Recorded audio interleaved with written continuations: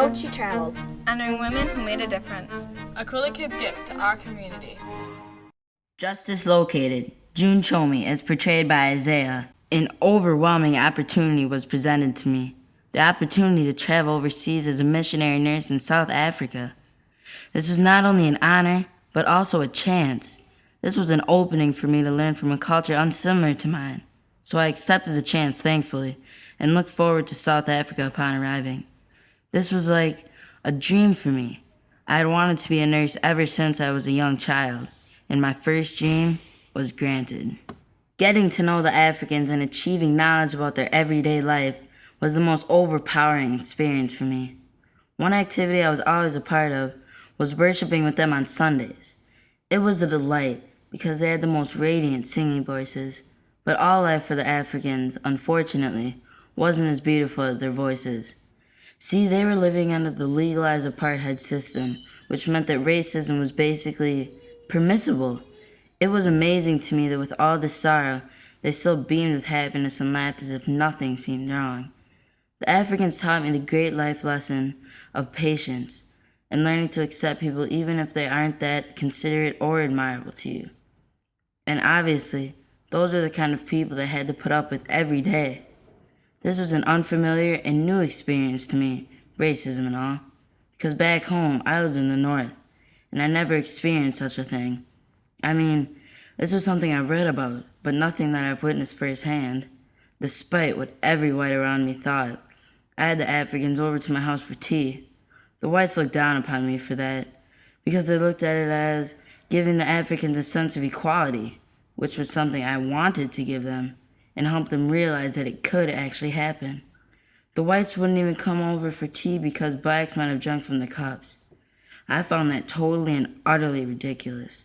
What was even worse is that the women there were treated like second-class citizens, so being black and a woman is like a double whammy. Being in Africa made an activist and a feminist out of me. An activist by saying to legalize racism, and a feminist because of the increasingly dreadful treatment of women. When I returned home, I ended up moving to La Crosse, and that's where I began advocating and volunteering for justice. The first and one of utmost important causes I took on was the anti-apartheid struggle, which was indeed a worldwide movement. Freedom didn't just appear in South Africa. We productively struggled, succeeded, trudged forward, and worked all over the world and brought freedom to the Africans. The Africans also fought and brought it amongst themselves. Freedom wasn't reached in Namibia until 1990, in South Africa until 1994. It took forever and a day, but I stuck with it. My dad was always one of the people who supported those whom he called the underdog, or someone who might not have a voice, and that's something I always kept in mind as I continue on with my advocacy. Due to that lifelong lesson from my father, I assigned myself to and took on many issues of concern in my own community, like homelessness, domestic violence, low-income housing, anti-death penalty, and homosexual issues. I participated in the formation of many different organizations to improve the life of citizens in the Coulee region, like PFLAG, Parents, Families, and Friends of Lesbians and Gays, Habitat for Humanity, which since 1992, we have built 22 houses and gotten 150 people off of the streets and in homes. I was also involved in the YWCA, New Horizons, and the League of Women Voters, just to name a few. I am 86 years old, and my eyesight is deteriorating. I can't even drive.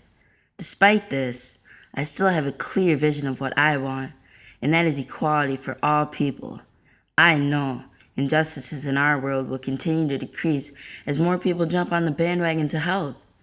It is one thing to talk about helping injustice, and another thing to act.